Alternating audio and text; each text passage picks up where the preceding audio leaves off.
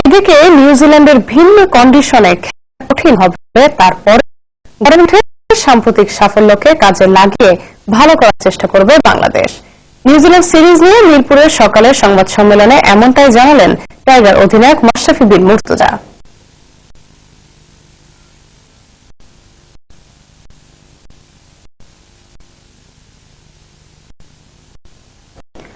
নারীর ক্ষমতায়নে বিশ্বের role model. শুক্রবার সকালে রাজধানীর ওসমানী স্মৃতি মিলনায়তনে বেগম রোকেয়া পদক প্রদান অনুষ্ঠানে প্রধানমন্ত্রী শেখ হাসিনা। শহরের পাশাপাশি তৃণমূলে নারীর ক্ষমতায়নে সরকার কাজ করছে জানিয়ে প্রধানমন্ত্রী আরো বলেন, শিক্ষা সহ নানা ক্ষেত্রে দেশের ছেলেদের চেয়ে এখন মেয়েদের অংশগ্রহণ বেশি। রুহুল আমিন তুহিনের রিপোর্ট। বেগম রোকেয়া পদক 2016 বিতরণে এই আয়োজন মহিলা ও শিশু বিষয়ক মন্ত্রণালয়ের। পায়রামদের বেগম রোকেয়া অবদাসীকে সজাগ করার যে চেষ্টা শুরু করেছিলেন তা এখন এগিয়েছে বহুদূর। এতে ভূমিকা রাখায় স্বীকৃতি হিসেবে গুণী 2 নারীকে বেগম রোকেয়া পদক তুলে দিলেন প্রধানমন্ত্রী শেখ হাসিনা। পদক পেয়ে আবেগাপ্লুত হয়ে পড়েন রোকেয়ার উত্তরসূরিরা। জীবনে কখনো ভাবতে পারি নাই যে আমি বেগম রোকেয়া পদক পাবো। এর যেন কথা গল্পের মতো আমার কাছে সম্মান করার সৌভাগ্য হয়েছে। এটা আমার একটা কষ্ট।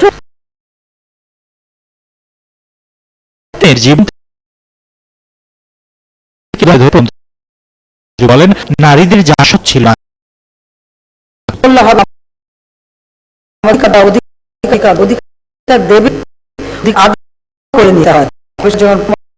আমরা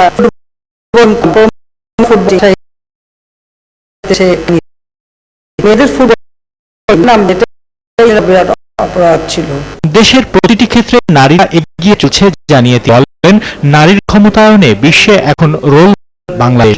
দেশের পরিধি ছাড়িয়ে আজকে বিদেশে আমাদের মেয়েদের অবস্থান এবং তাদের যে মেয়েরা যে বাংলাদেশে এগিয়ে যাচ্ছে, আজকে মানে নারী রোল মডেল হিসেবে বিশ্ব নারীর বা দক্ষতা এটা শুধু সবই না, এটা গ্রাম থেকে তৃণমূল পর্যায়ে থেকে যাতে হয় এই ব্যবস্থা আমরা বেছে তাদের বিশেষ শিক্ষণের ব্যবস্থা আমরা করে যাচ্ছি। নারী জাগরণে নিয়োগ করতে আগ্রহী পকের সংখ্যা বাড়ানোর নির্দেশ মানে সুযোগ নারী জাগরণে নারী শিক্ষায় কাজ করে যাচ্ছে, তাদেরকে আমরা পুরস্কৃত করতে চাই। একেবারে তৃণমূল পর্যায় থেকে আমরা খুঁজে আনতে চাই এবং এই সংখ্যাটা আমরা বৃদ্ধি করে ইতিমধ্যে সিদ্ধান্ত নিয়েছি যে আমরা 2 জন না, আগামীতে 5 জন করে আমরা দেব। মুক্তিযুদ্ধ পরবর্তী সময়ে বঞ্চিত নারীদের অধিকার প্রতিষ্ঠায় বঙ্গবন্ধু শেখ মুজিবুর রহমান ও বঙ্গমাতা বেগম ফজিলাতুন্নেসার স্মৃতিচারণ করেন প্রধানমন্ত্রী। এ সময় সায়েমা হোসেন ওয়াজেদের জন্য দেশবাসীর দোয়া চান প্রধানমন্ত্রী শেখ হাসিনা। সায়েমা হোসেন পুতুলের আজকে তার জন্মদিন, আমি তার জন্য সকলের কাছে দোয়া চাচ্ছি। রুহুল আমিন তুহিন, RTV, ঢাকা। নারী জাগরণের অগ্রদূত বেগম রোকেয়া সাখাওয়াত হোসেনের জন্ম ও মৃত্যু দিবসটি স্মরণে রংপুরের পায়রাবন্দে নানা অনুষ্ঠানের আয়োজন করা হলেও হতাশার গ্লানি গ্রাস করেছে রোকেয়া অনুরাগীদের। আদালতের ও প্রধানমন্ত্রীর নির্দেশের পরও আমলাতান্ত্রিক জটিলতায় এক যুগেও আলোর মুখ দেখছে না রোকেয়া স্মৃতিকেন্দ্রটি। রংপুর প্রতিনিধি জাহাঙ্গীর আলম বাদলের রিপোর্ট, জানাচ্ছেন রুবিনা ইয়াসমিন। 1997 সালে বেগম রোকেয়া স্মৃতি সংরক্ষণ ও গবেষণার জন্য একটি প্রকল্প শুরু করে তখনকার সরকার। 2001 সালের 1 জুলাই রংপুরের মিঠাপুকুরে বেগম রোকেয়া স্মৃতিকেন্দ্র নামে এই ভবন উদ্বোধন করেন তৎকালীন ও বর্তমান প্রধানমন্ত্রী শেখ হাসিনা। সেই কেন্দ্রের পরিকল্পনায় রয়েছে সংগ্রহশালা, আধুনিক গবেষণা কক্ষ, সমৃদ্ধ পাঠাগার ও অডিটোরিয়াম সহ বিভিন্ন সুবিধা। 2008 সালে তত্ত্বাবধায়ক সরকার এখানে চালু করে গার্মেন্টস প্রশিক্ষণ কেন্দ্র। ফলে বন্ধ হয় রোকেয়া চর্চা ও গবেষণা। এখন সেটিও তালাবদ্ধ আর নষ্ট হচ্ছে মূল্যবান সরঞ্জাম। এখানে প্রকৃত নারীদের শিক্ষা বা সমাজে যে ডেভেলপমেন্ট করবে এটা কিন্তু আদৌ সম্ভব হয়নি। বেগম রোকেয়াকে মূলত অসম্মানই করা হচ্ছে। কেন্দ্রটা চালু করা না হয় তাহলে আমরা আন্দোলন করব। প্রতি বছর 9 ডিসেম্বর আসলে তার আঁতুড়ঘরটি ধুয়ে মুছে পরিষ্কার করা আর 3 দিনের মেলা ছাড়া এখানে কিছুই হচ্ছে না। হতাশ রোকেয়া অনুরাগী দর্শনার্থীরা। মাননীয় প্রধানমন্ত্রী দুবার এসেছিলেন, বেগম রোকেয়া স্মৃতিকেন্দ্র নির্মাণ করে গেছেন, কিন্তু দুঃখের বিষয় সেটি নির্মাণ হলে এখন আলোর মুখ দেখেনি। যারা দর্শনার্থী আসে তারা অনেক কিছু জানতে পারবে, শিখতে পারবে। মামলা ও আমলাতান্ত্রিক জটিলতার কারণে খুলছে না স্মৃতিকেন্দ্রের তালা। সর্বোচ্চ আদালতের রায় এবং প্রধানমন্ত্রীর নির্দেশনাও বেগম রোকেয়া স্মৃতিকেন্দ্রের ক্ষেত্রে উপেক্ষা করা হচ্ছে। পর্যটক ও গবেষকদের চাহিদা পূরণের প্রচেষ্টা কথা জানালেন জেলা প্রশাসক। এটির বিষয়টি সুষ্ঠু সমাধান বা সুন্দর একটি ব্যবস্থাপনা আমরা উপনীত হতে পারি। এই অবকাশগুলি সুন্দরভাবে যদি ব্যবহার করা যায়, আমাদের এলাকাবাসী প্রভূত উপকৃত। রোকেয়ার জন্মভূমিতে পর্যটন গড়ে তোলা এবং গবেষণাগার স্থাপনে প্রধানমন্ত্রীর দৃষ্টি আকর্ষণ করছেন স্থানীয়রা। রুবিনা ইয়াসমিন, RTV।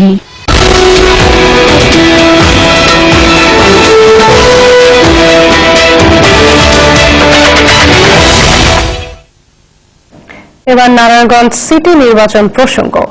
ভোটারদের মন জয় করতে বিরামহীন গণসংযোগ ও প্রচার প্রচারণায় ব্যস্ত নারায়ণগঞ্জ মেয়র ও কাউন্সিল পদের প্রার্থীরা। ভোটারদের দ্বারে দ্বারে গিয়ে দিচ্ছেন নানা প্রতিশ্রুতি। যোগ্য মানুষকেই বেছে নেওয়ার কথা জানালেন এলাকাবাসী। নারায়ণগঞ্জ ঘুরে নির্বাচনের খবর জানাচ্ছেন আপেল শাহরিয়ার।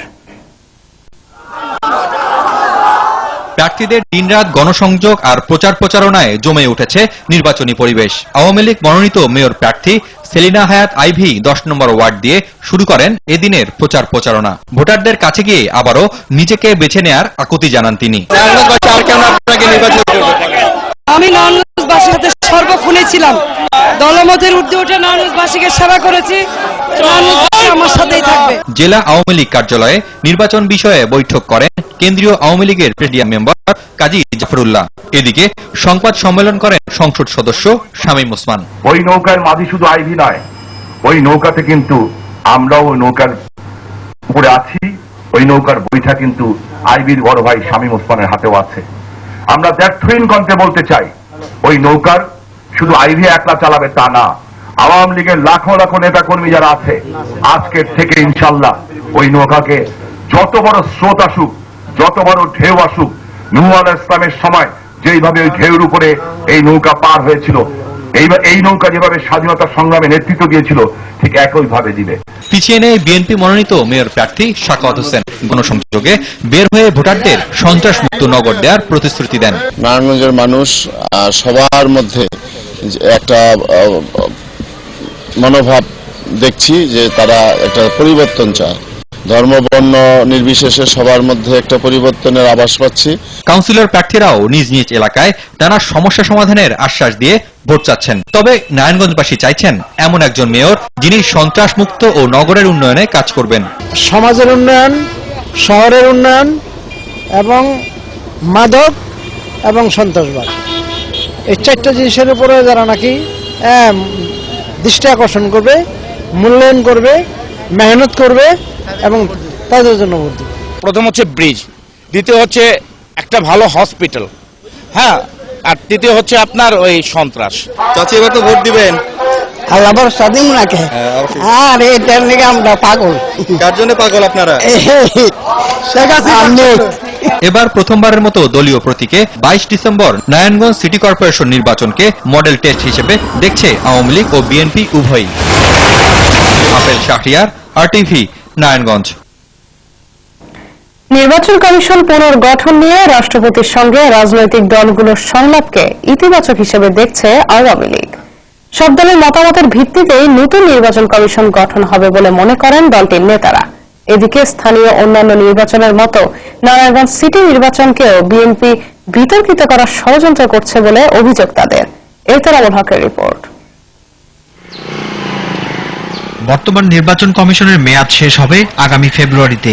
নতুন নির্বাচন কমিশন নিয়োগে সার্চ কমিটি গঠন করতে বিজয় দিবসের পর জামাত বাদে নিবন্ধিত সব রাজনৈতিক দলের মতামত নেবেন রাষ্ট্রপতি। ইসি পুনর্গঠনে বিএনপির প্রস্তাব বাস্তবসম্মত নয় উল্লেখ করে আওয়ামী লীগের সভাপতি মণ্ডলীর সদস্য আব্দুর রাজ্জাক বলেন, সংবিধান অনুযায়ী স্বাধীন নির্বাচন কমিশন গঠনের দায়িত্ব রাষ্ট্রপতির। বিএনপি যে প্রস্তাবগুলো দিয়েছে কোনোদিনই এটা বাস্তবসম্মত না। বাংলাদেশ এখন যে অবস্থায় এসছে আমি তো মনে করি না যে এগুলোর একটা নাম বা একজন মানুষের নাম সুপারিশ করতে গিয়ে আমরা কোনোদিনই ঐক্যমতে পৌঁছতে পারবো। এটা মাননীয় রাষ্ট্রপতির উপরই দায়িত্ব আছে, তার উপর ট্রাস্ট রাখতে হবে, বিশ্বাস রাখতে হবে। সংলাপকে বিতর্কিত না করে শক্তিশালী ইসি গঠনে বিএনপিকে এগিয়ে আসার আহ্বান জানান আওয়ামী লীগের নেতারা। বিএনপি যেটি করে সেটা আলোচনার নামে কালক্ষেপণ করে। ওনারা যদি বিতর্কিত না করে, যদি নির্বাচন কমিশনকে শক্তিশালী করার জন্য কোনো প্রস্তাব থাকে, কোনো সুন্দর উপায় থাকে, সেটি মহামান্য রাষ্ট্রপতির কাছে তারা তুলে ধরতেই পারে। আমরা অবশ্যই চাইবো যে আগামী নির্বাচনটাও যেন এমন একটি নির্বাচন কমিশনের অধীনে হয়, সেই নির্বাচন কমিশনের অধীনে একটি সুষ্ঠু অবাধ নিরপেক্ষ নির্বাচন আগামীতে অনুষ্ঠিত হবে। নারায়ণগঞ্জ সিটি নির্বাচনকে সরকার প্রভাবিত করছে না উল্লেখ করে আওয়ামী লীগের নেতারা বলেন, নানা মিথ্যা অজুহাতে নির্বাচনকে বিতর্কিত করার চেষ্টা করছে বিএনপি। যে দলের প্রার্থী এই ধরনের স্লোগান দিতে পারে যে নয় শঙ্কা নয় ভয়, শহর চাই শান্তিময়, তাদের পক্ষে কোন ধরনের রিগিং করা, ভয়ভীতি প্রদর্শন করার অভিযোগ অবান্তর। নারায়ণগঞ্জ সিটি নির্বাচনকে একটা বিতর্কিত করার জন্য তাদের দূরভিসন্ধির একটি অংশ, তাদের ষড়যন্ত্রের একটি অংশ। সেলিনা হায়াৎ আইভী একজন ভালো মানুষ। সেলিনা হায়াৎ আইভী ওই নারায়ণগঞ্জের একজন উন্নয়নের উপকার। সেলিনা হায়াৎ আইভীকে সামনে রেখে নারায়ণগঞ্জের মানুষ পরিবর্তন চায়। কেন্দ্রীয় নেতৃবৃন্দ যারা গিয়েছি, আমরা কোন এমপি, মন্ত্রী, কোন সরকারি প্রতিনিধিত্ব করি না। নাসিক নির্বাচনে সেনা মোতায়েনের প্রয়োজন নেই বলে মনে করে আওয়ামী লীগ, তবে বিষয়টি নির্ভর করছে নির্বাচন কমিশনের উপর। তখন ডেকে আনার কোন অর্থ হয় না। হক, RTV, ঢাকা। সব রাজনৈতিক দলের পরামর্শ নিয়ে নির্বাচন কমিশন পুনর্গঠন করতে রাষ্ট্রপতি কার্যকরী ব্যবস্থা গ্রহণ করবেন, এমনটাই আশা বিএনপি নেতাদের। একই সঙ্গে নির্বাচনকালীন সময়ে সহায়ক সরকারকে তাগিদ দিয়েছেন তারা। মাইদুর রহমান রুবেলের রিপোর্ট। আগামী বছরের ফেব্রুয়ারি মাসে শেষ হবে বর্তমান নির্বাচন কমিশনের মেয়াদ, আর তাই গেল নভেম্বরে শক্তিশালী কমিশন গঠন নিয়ে বেশ কিছু উপদেষ্টা সহ 13টি দাবি জানিয়েছেন বিএনপি চেয়ারপারসন। অবাধ, সুষ্ঠু, নিরপেক্ষ নির্বাচন অনুষ্ঠানের জন্য এসব ব্যাপারে বিএনপির পক্ষ থেকে রাষ্ট্রপতির কাছে চিঠিও দেয় দলটি। বিএনপি নেতারা আশা করছেন রাষ্ট্রপতি ইতিবাচক সাড়া দেবেন। প্রত্যেকটি প্রক্রিয়া কিভাবে হওয়া উচিত, স্বচ্ছ, গ্রহণযোগ্য, যাতে করে এই নিয়োগে কোন রকম প্রশ্নবিদ্ধ না হয়। কারণ এই নিয়োগ প্রশ্নবিদ্ধ হলে নির্বাচনে প্রশ্নবিদ্ধ হয়ে যাচ্ছে, এবং এটা যদি কোন দল গোষ্ঠী কুক্ষিগত করে, সেটার মূল্য তাদেরকে দিতে হবে এবং জাতিকে তো দিতেই হবে। দলের আরেক নেতা বলছেন, নির্বাচনকালীন সময়ে দেশে প্রভাবমুক্ত সরকার থাকতে হবে। তিনি একটি শক্তিশালী নিরপেক্ষ নির্বাচন কমিশন গঠন করার জন্য তিনি সুপারিশ করবেন। প্রশাসন যদি রাজনৈতিক দলীয় সরকার অধীনে থাকে, নির্বাচন কমিশন অসহায় হয়ে যাবে। যতই শক্তিশালী করা হোক না কেন, সহায়ক সরকার হতে হবে। এক্ষেত্রে প্রধানমন্ত্রীর পরামর্শে কমিশন গঠন হলে তা সর্বজন গ্রাহ্য হবে না বলেও মনে করেন আরেক নেতা। রাষ্ট্রপতি এমন একটা নির্বাচন কমিশন করলে, মানে প্রধানমন্ত্রীর পরামর্শে, তাহলে এটা তো হবে না, সর্বজন গ্রাহ্য হবে না। প্রধানমন্ত্রীকে ব্যাপারে আপনার মানে আমি বলবো যে পরামর্শ দিতে হবে। উনি যদি পরামর্শ দেন তাহলে হবে না। নারায়ণগঞ্জ নির্বাচন সুষ্ঠু করতে আবারও সেনা মোতায়েনের দাবি নেতাদের। যদি বিদেশে নির্বাচন পর্যবেক্ষণের কাজ করতে পারে, আইন শৃঙ্খলার কাজ করতে পারে, জনগণের ভোটাধিকার নিশ্চিত করার জন্য তাদের ভূমিকা, তাদেরকে বাদ দিয়ে বাকিদের ভূমিকা থাকবে, তাদের ভূমিকা থাকবে না, এটা কেন হবে? নির্বাচন ব্যবস্থায় মানুষের আস্থা ফিরিয়ে আনতে সরকারের প্রতি আবারও আহ্বান জানান বিএনপি নেতারা। মাইদুর রহমান রুবেল, RTV, ঢাকা। মধ্যপ্রাচ্যের দেশগুলোতে বাংলাদেশি গৃহকর্মীদের সুরক্ষা বাড়াতে বাংলাদেশকে উদ্যোগী হওয়ার আহ্বান জানিয়েছে হিউম্যান রাইটস ওয়াচ। কর্মীরা যাতে সর্বোচ্চ সুরক্ষা পায় তা নিশ্চিত করতে কয়েকটি সুপারিশ করেছে সংস্থাটি। এর মধ্যে এজেন্সির উপর নজরদারি বাড়ানো, সুরক্ষা প্রদান এবং দুর্দশার সময় সহযোগিতার বিষয়গুলো রয়েছে। বৃহস্পতিবার হিউম্যান রাইটস ওয়াচের প্রকাশিত প্রতিবেদনে এসব কথা বলা হয়। আগামী 10-12 ডিসেম্বর অনুষ্ঠিতব্য global forum on migration and ডেভেলপমেন্টে অভিবাসীদের সুরক্ষার বিষয়টি আরো জোরালোভাবে উত্থাপন করতে বাংলাদেশকে আহ্বান জানিয়েছে সংস্থাটি। মধ্যপ্রাচ্যের আইন এবং নীতিমালা গৃহকর্মীদের উপর অবিচার ও বঞ্চনার ঘটনাগুলোকে হালকাভাবে নেওয়া হয় বলে উল্লেখ করা হয় প্রতিবেদনে। তবে কিছু নিয়োগদাতা প্রতিষ্ঠান গৃহকর্মীদের অধিকারকে রক্ষায় সচেষ্ট বলেও জানায় HRW। গৃহকর্মীরা শারীরিক নিপীড়ন, বেতন না দেয়া এবং পাসপোর্ট কেড়ে নেওয়ার মতো অবিচারের মুখোমুখি হয় বলে অভিযোগ করে মার্কিন মানবাধিকার এই সংগঠনটি। দুর্নীতিবাদ ছোট বড় কাউকে ছাড় দেওয়া হবে না বলে হুঁশিয়ারি দিয়েছেন দুর্নীতি দমন কমিশন দুদকের ভারপ্রাপ্ত চেয়ারম্যান ডক্টর নাসিরউদ্দিন আহমেদ। শুক্রবার সকালে দুদকের কার্যালয়ে আন্তর্জাতিক দুর্নীতি বিরোধী দিবস 2016 উদ্বোধনকালে এ মন্তব্য করেন তিনি। ভারপ্রাপ্ত চেয়ারম্যান বলেন, দুর্নীতিকারী যেই হোক তার বিরুদ্ধে সুনির্দিষ্ট অভিযোগ পাওয়া গেলে অবশ্যই ব্যবস্থা নেওয়া হচ্ছে ও হবে। এছাড়া দুর্নীতিকারীরা ক্ষমতার বাছবিচারে ছোট বড় বলতে কিছু নেই বলেও জানান তিনি। দুর্নীতি বিরোধী দিবস উপলক্ষে র্যালির আয়োজন করে কমিশন। এরপর শিল্পরা একাডেমিতে আলোচনা সভার আয়োজন করা হয়।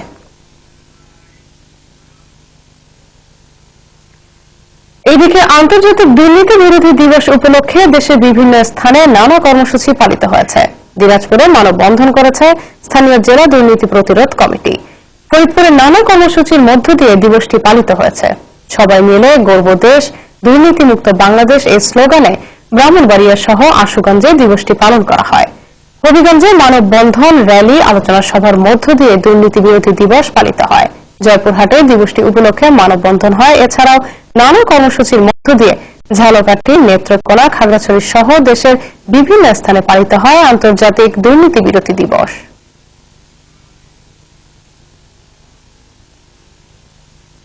ভৌগোলিকভাবে সুবিধাজনক অবস্থানে থাকায় সমুদ্রপথে সিল্ক রুটের ট্রানজিট পয়েন্ট হিসেবে গুরুত্বপূর্ণ বন্দর হয়ে ওঠার সম্ভাবনা রয়েছে পায়রা বন্দরের।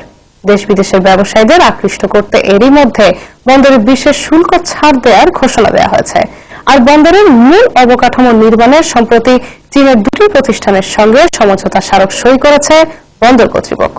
পায়রা সমুদ্র বন্দর ঘুরে এসে সাব্বির আহমেদের ক্যামেরায় রিপোর্ট করছেন জুরহাস কবির, সহায়তা করেছেন পটুয়াখালী স্টাফ রিপোর্টার মুফতি সালাউদ্দিন। আজ দেখুন এর শেষ পর্ব।